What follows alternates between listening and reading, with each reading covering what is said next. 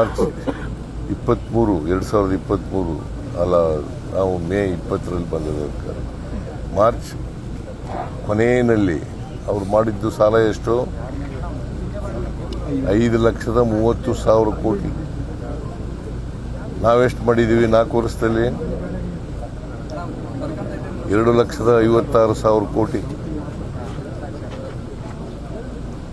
ಸಾಲ ಅವ್ರು ಜಾಸ್ತಿ ಮಾಡಿದ್ರು, ನಾವು ಮಾಡಿದ್ದು. ಇದು ಒಂದು ಕರ್ನಾಟಕದ್ದು ಕತೆ. ನರೇಂದ್ರ ಮೋದಿ ಅವರು 12 ವರ್ಷ ಆಯಿತು ಪ್ರಧಾನಮಂತ್ರಿಗಳಾಗಿ. 12 ವರ್ಷ ಆಯಿತು. ಅವರು ಅಧಿಕಾರಕ್ಕೆ ಬಂದಾಗ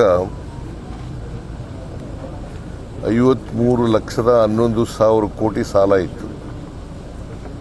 ಬರ್ಕೊಳ್ಳಿ ಕರೆಕ್ಟಾಗಿ, 53,11,000 ಕೋಟಿ ಸಾಲ ಇತ್ತು. ಈಗ ಎಷ್ಟು ಸಾಲ ಇದೆ ಗೊತ್ತಾ ನಿಮಗೆ? 218 ಲಕ್ಷ ಕೋಟಿ. ಅಂದರೆ ಸ್ವಾತಂತ್ರ್ಯ ಬಂತವಿಂದ ಅಕ್ಯುಮುಲೇಟ್ ಆಗಿದ್ದ ಸಾಲ 53,11,000 ಕೋಟಿ. ಇವರು 12 ವರ್ಷದಲ್ಲಿ 218 ಟೋಟಲ್ ಸಾಲ ಇರ್ತಕ್ಕಂಥದ್ದು ದೇಶದ ಮೇಲೆ 218 ಲಕ್ಷ. ಇವರು ನರೇಂದ್ರ ಮೋದಿ ಅವರು ಎಷ್ಟು ಮಾಡಿದ್ದಾರೆ ಅಂತಂದ್ರೆ 165 ಲಕ್ಷ ಕೋಟಿ. ಎಷ್ಟಾಯ್ತು ಸಾಲ? ಯಾರು ಮಾಡಿರೋದು ಜಾಸ್ತಿ? ಏನಂತ ಕರೆಯೋದು ನರೇಂದ್ರ ಮೋದಿ ಅವರಿಗೆ? ಇದು ನಿರ್ಮಲಾ ಸೀತಾರಾಮನ್ ಕೊಟ್ಟಿರ್ತಕ್ಕಂಥ ಬಜೆಟ್ನಲ್ಲಿ ಈ ಸಾರಿ ಹೇಳಿರ್ತಕ್ಕಂಥದ್ದನ್ನೇ ನಾನು ಹೇಳ್ತಾ ಇರೋದು. ಏನಂತ ಕರಿಬೇಕ್ರಿ? ಅದು ಒಂದಾಯ್ತಾ? ವಿಜೇಂದ್ರ ವೈಟ್ ಪೇಪರ್ ಮಂಡಿಸಿ ಅಂತ ಹೇಳಿದ್ದಾರೆ ಅಲ್ವಾ? ವೈಟ್ ಪೇಪರ್, ಶ್ವೇತಪತ್ರ. ಬಜೆಟ್ ಮಂಡಿಸಿರೋದೇನು?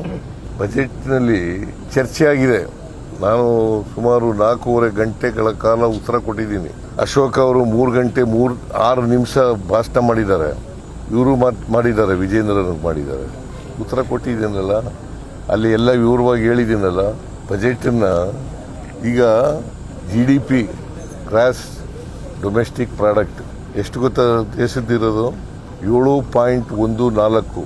7.14 ದೇಶದ್ದು GDP, ಭಾರತ ದೇಶದ್ದು. ನಮ್ದು ಎಷ್ಟು ಗೊತ್ತಾ? 8.1. ಜಾಸ್ತಿ, ನಮ್ದು ಜಾಸ್ತಿನೋ ಅವ್ರದ್ದು ಜಾಸ್ತಿನೋ? ನಾವು ಈ ವರ್ಷ ಎಷ್ಟು ಬಜೆಟ್ ಮಂಡಿಸಿದ್ದೀವಿ? 4,48,04 ಕೋಟಿ. ಅಂದರೆ ಸುಮಾರು 9.14 ಜಾಸ್ತಿ ಬೆಳವಣಿಗೆ. 9.14 ಅಂದರೆ 38,455 ಕೋಟಿ ಜಾಸ್ತಿ. ಕೇಂದ್ರದ ಬಜೆಟ್ಗಿಂತ ನಮ್ಮದು ಒಳ್ಳೆ ಬಜೆಟ್ ಅಲ್ವಾ? ಅಲ್ಲ, ಕೇಂದ್ರದ ಬಜೆಟ್ ಇದೆಯಲ್ಲ, ಅದಕ್ಕಿಂತ ಕರ್ನಾಟಕದ ಬಜೆಟ್ಟು ಉತ್ತಮ. ನಾವು ಕರ್ನಾಟಕದಲ್ಲಿ GST ಕಲೆಕ್ಷನ್ನಲ್ಲಿ number 2 in the country. Not Gujarat, not Madhya Pradesh, not Delhi. Maharashtra is number 1 and Karnataka is number 2.